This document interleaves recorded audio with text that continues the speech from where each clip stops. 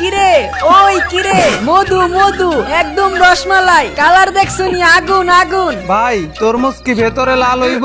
একদম ভিতরে পুরা লাল টুকটুকা বাইর হইব। ভাই তাহলে এক পিস তরমুজ আমারে কাইটা দেন, যদি ভিতরে লাল বাইর হয় তাহলে আমি নিমু, আর যদি সাদা বাইর হয় তাহলে কিন্তু নিমু না। কাইটটা তরমুজ বেশি না, আর যদি কাইটটা তরমুজ নেন তাহলে তরমুজের দাম হইব একদম 500 টাকা। না ভাই আমি এত দাম দেন নিমু না, 200 টাকা হইলে দেন। ঠিক আছে তাইলে আপনি জানগা, আপনার তরমুজ নেওয়া লাগবো না। ভাই এইদিকে আহেন, আমি দিমু 200 টাকায়। বলেন কয় পিস লাগবো আপনার? এই ভাই দাঁড়ান দাঁড়ান নিয়ে যান, আমি ব্যবসা করি আমি জানি কোনটা লাল হইব আর কোনটা সাদা। দাঁড়ান আমি এখনই কাইটে দিতেছি।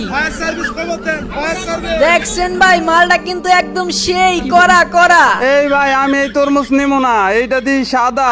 এই মিয়া নিবেন না মানে কি? মালটা কাটছি এখন আপনি নিবেন না? দাঁড়ান মালটা আপনার প্যাকেট করে দিতেছি। ওই মিয়া এখন কি আমি সাদা তরমুজ খামনি? আমি নিমু না এইটা। ওই মামা তরমুজটা যদি না নেয় ওরে বান দে তো।